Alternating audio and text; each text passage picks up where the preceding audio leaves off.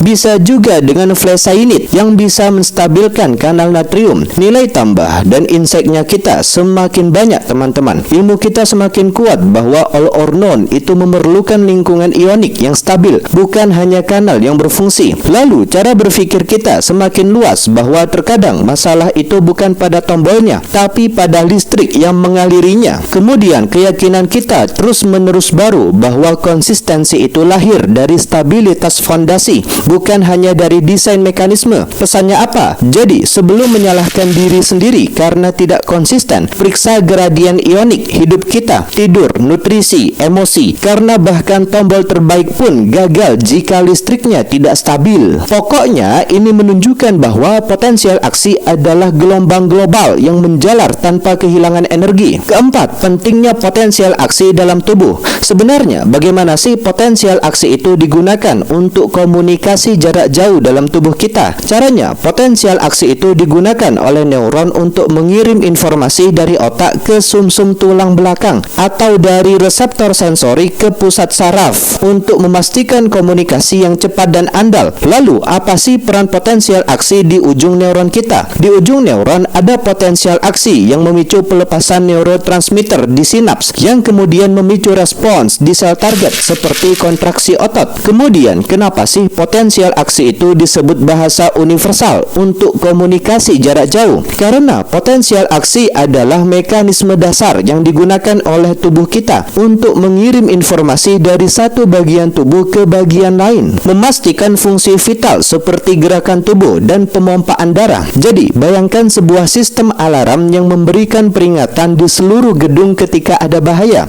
Nah, dalam tubuh kita, potensial aksi adalah seperti alarm ini yang memastikan informasi penting disampaikan dengan cepat dan tepat. Ada beberapa contoh dalam tubuh kita. Salah satunya, ada neuron sensorik yang bisa mengirim informasi dari kulit ke otak sebagai respons terhadap sentuhan, panas, atau rasa sakit. Ada neuron motorik yang bisa mengirim perintah dari otak ke otot untuk memicu gerakan. Ada jantung, yaitu potensial aksi di sel otot jantung yang memicu kontraksi yang memompa darah ke seluruh tubuh. Peran dalam homeostasisnya begini, teman-teman. Jadi, potensial aksi itu memungkinkan tubuh merespons rangsangan dengan cepat dan efisien sehingga bisa memastikan kelangsungan hidup sel dan organisme secara keseluruhan. Selanjutnya, ada studi kasus keempat